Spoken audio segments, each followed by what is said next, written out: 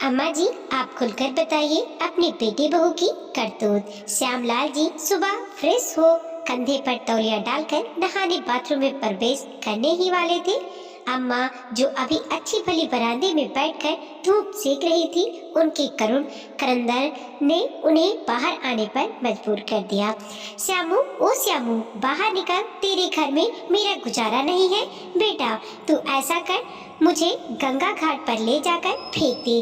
तेरी मेहरारू दो रोटी भी नखरे करके खिला रही है। अब मैं गंगा में डूबकर मर जाऊंगी। उनके चीखने की आवाज सुनकर बहू गीता भी रसोई से बाहर निकलकर सिर झुकाकर खड़ी हो गई। श्यामलाल जी अम्मा के निकट पड़ी लकड़ी की कुर्सी पर बैठ के, तू तो गोबर गणेश है। अरे, ये इतना कहकर अम्मा पल्लू मुंह में ठूस कर जोर जोर से रोने लगी। गीता, अब तुमने क्या कर दिया? जी हमने तो कुछ नहीं किया। देखो गीता, अम्मा को कुछ मत कहा करो। अगर तुम अम्मा को कुछ बोलोगी तो हमसे बुरा कोई नहीं होगा। हालांकि वो जानती है कि अम्मा कैसी है। हर दूसरे दिन कोई ना कोई बखेड़ा खड़ा कर देती है। बेचारी गीता मुंह पर टेप चिपकाकर हर बार बिना बात के माफी मांगकर बात को खत्म कर देती है। अच्छा अम्मा, अब मैं नहा लूं, ऑफिस के लिए देरी हो रही है। हाँ जा, अपना काम कर, शाम को लौटते हुए जगन से कचौड़ी ले आना। अम्मा के चेहरे पर विजयी मुस्कान थी। श्यामलाल जी हमेशा की तरह ऑफिस लेट पहुंचे। बड़े साहब बुला रहे हैं, चपरासी ने बोला। साहब ने श्यामलाल जी को दुनिया भर की खरी खोटी सुनाई। तुम्हारी वजह से ऑफिस का माहौल खराब हो रहा है। यहाँ सब टाइम पर आते हैं, एक तुम ही हो जो आज तक कभी टाइम पर नहीं आए। अगर ऐसा ही चलता रहा तो मैं तुम्हारा ट्रांसफर करा दूंगा। श्यामलाल जी वापस आकर मायूस होकर बैठ गए। उन्हें लग रहा था कि ऑफिस में हर कोई उन पर हंस रहा है। लंच टाइम पर अपना डिब्बा लेकर कैंटीन की तरफ बढ़ गए। सारे सहकर्मी एक जगह बैठे कर लंच कर रहे थे और उन्हें देखकर कानाफूसी कर रहे थे। इतने में नवीन ने अपना फोन निकाला और उनके पास चला आया। दांत फाड़कर बोला, पाठक सर, आज तो आप सोशल मीडिया पर चमक रहे हैं। उन्होंने उनके फोन पर वीडियो देखा तो उनके होश उड़ गए। आज सुबह का वीडियो, वो तौलिया कंधे पर डाले कच्चा बनियान में खड़े हैं और अम्मा रो रही है। वीडियो का कैप्शन था, बेचारी बुढ़िया माँ, ईश्वर ऐसी औलाद किसी को ना दे। हे भगवान, ये वीडियो कौन बनाया? जरूर पड़ोस वाले मिंटू की करतूत होगी। सुबह सुबह सांप की तरह हमारे आंगन में झांक रहा था। पाठक सर, आप तो हीरो बन गए, नबीन ने मजाक उड़ाते हुए कहा।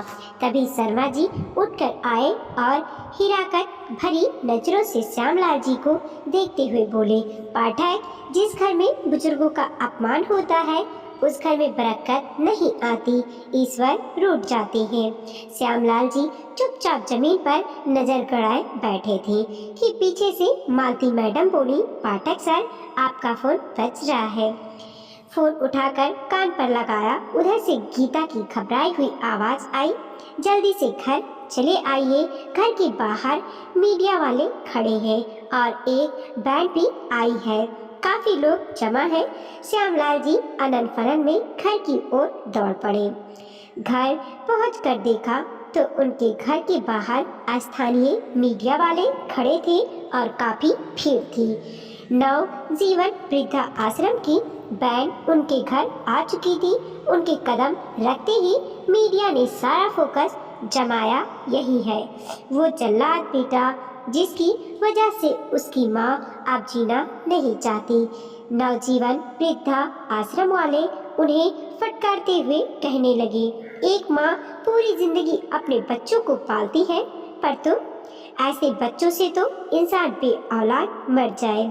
श्यामलाल जी ने नम्रता पूर्वक हाथ जोड़ लिए, मैं अभी अम्मा को लेकर आता हूँ।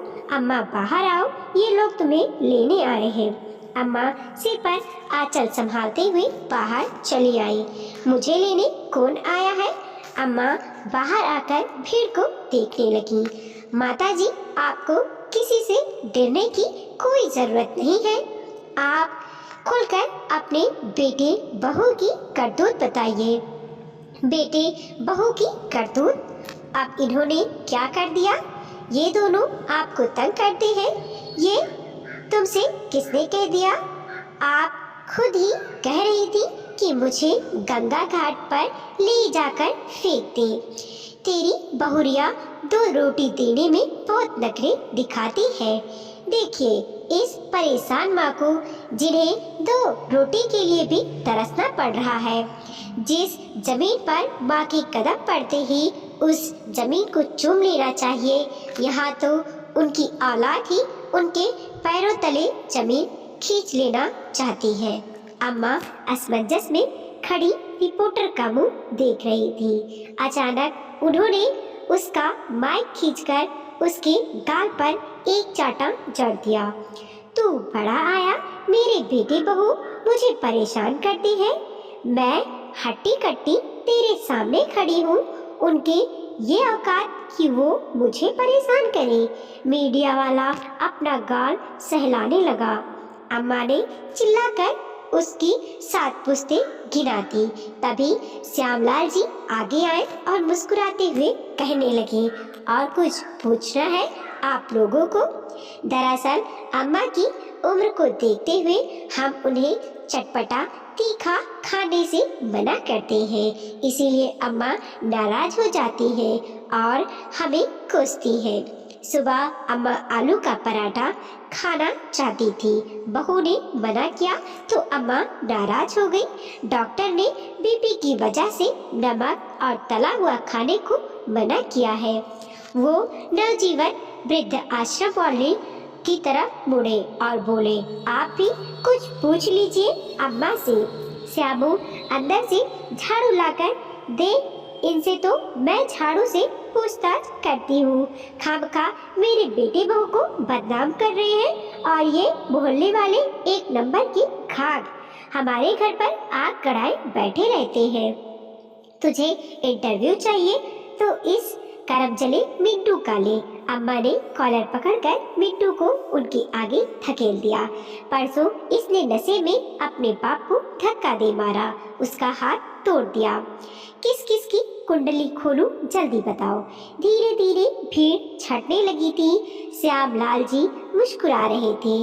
अब पता नहीं कोई वीडियो बना रहा था या नहीं, क्योंकि सोशल मीडिया पर अधिकांश मामलों में सुख को नहीं दुख को कैद किया जाता है। औरतें काम से बचने के लिए बीमारी का बहाना बनाती हैं। शारदा माँ बाप तो बचपन में ही गुजर गए थे। भाभी ने अपने बच्चों में कमी कर ली, पर मुझे कभी किसी चीज़ के लिए मना नहीं किया। हमेशा ध्यान रखना कि तुम्हारी वजह से उन्हें कोई शिकायत ना हो। जी, मैं हमेशा ख्याल रखूंगी कि मेरे किसी भी काम से आपको नीचा ना देखना पड़े। सचमुच शारदा ने विवाह की पहली रात अपने पति राजपाल को दिया हुआ वादा अपनी जान से भी ज्यादा संभाल कर निभाया। दुनिया इधर की उधर हो जाए, पर सास ससुर समान जेठ जेठानी का दर्जा उसने भगवान से भी ऊपर समझा। शारदा सुबह 4 बजे उठकर एक बार घर के काम में लगी तो रात के 10 बजने तक उसे सांस लेने की भी फुर्सत नहीं मिलती थी। जेठ के चारों बच्चों और जेठानी को तो मानो तनिक नौकरानी मिल गई थी।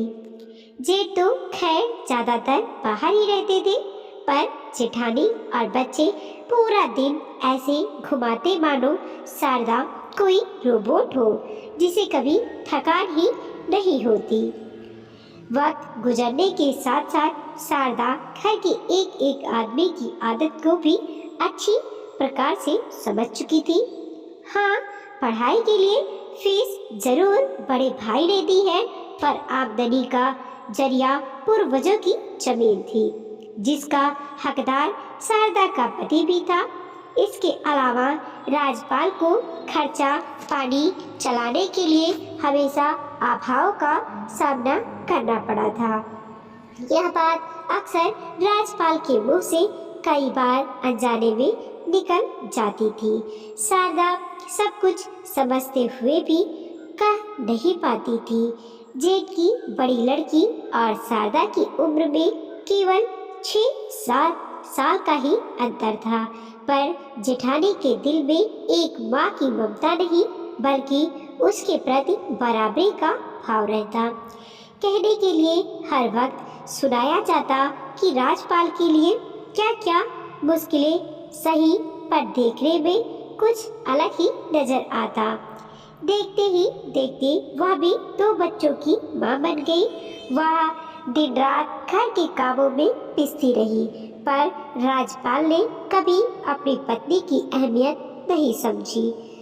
अगर कभी बीमार भी होती तो राजपाल हमेशा एक ही बात बोलता, मुझे सब पता है कि औरतें काम से बचने के लिए बीमारी को ही बहाना बनाती हैं। ज़्यादा तकलीफ है तो एक गोली लेकर काम कर लो। अब भाभी बेचारी पशुओं का तो करती ही है, तुम क्या चाहती हो वो घर का काम भी करे? मैंने उन्हें तो काम करने के लिए नहीं कहा। अगर गीतू और नीतू थोड़ी सी मदद करवा दे तो तुम क्या चाहती हो कि दोनों बच्चियां पढ़ाई छोड़कर घर के कामों में लग जाएं? पति को ऊंची आवाज में बात करते देख शारदा चुप हो जाती। धीरे धीरे उसने पति को कुछ भी बताना बंद कर दिया।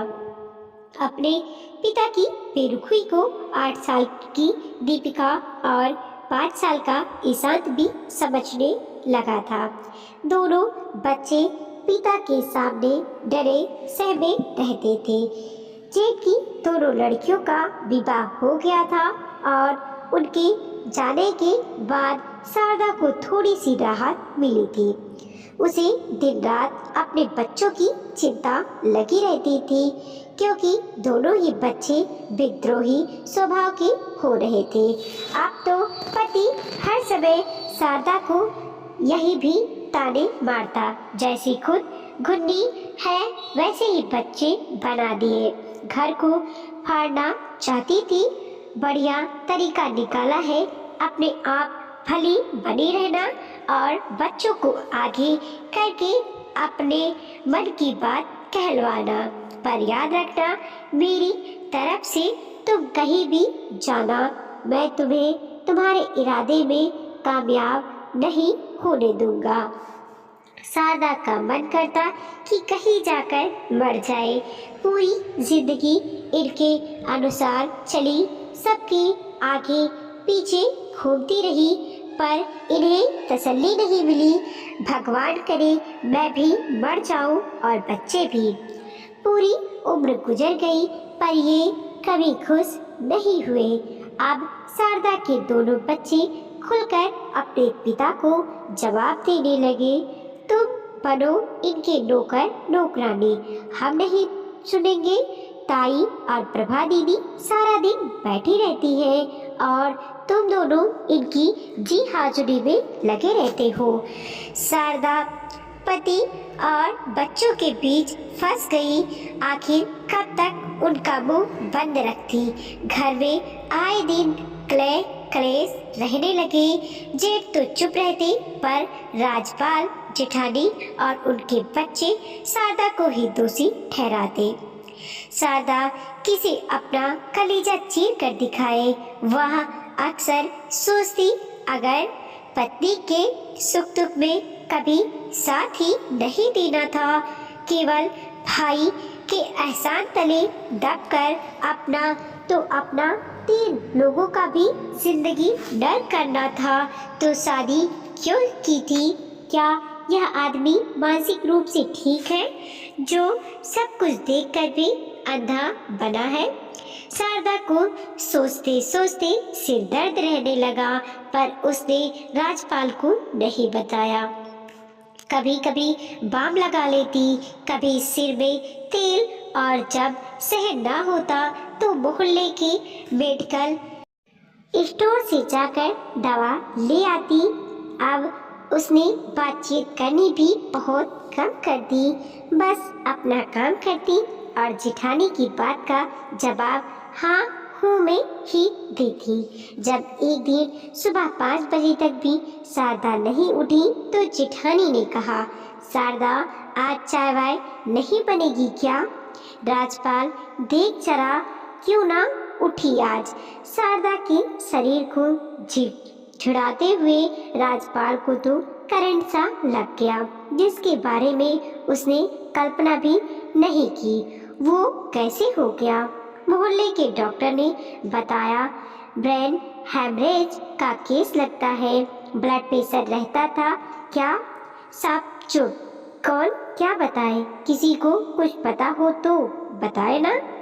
तभी जेठानी ने जोर जोर से रोना पीटना शुरू कर दिया। दोनों बच्चों चीख कर बोले, हमारी माँ मरी नहीं, मारी गई है। उसे मार दिया हमारे बाप के सिर पर चढ़े एहसानों ने, जिसकी आड़ लेकर उसके ही पति ने उसे तिल तिल मारने पर मजबूर कर दिया। जीते जी किसी ने उसकी अहमियत नहीं समझी। जेठानी पड़ोसनों को कह रही थी, माँ के मरने का सदमा लगा है बेचारे बच्चों को। वीडियो को लाइक कीजिए, कमेंट कीजिए और अपने दोस्तों के साथ जरूर शेयर कीजिए। चैनल पे नए हैं प्लीज़ सब्सक्राइब कीजिए और देखते रहिए मोटिवेशनल स्टोरी।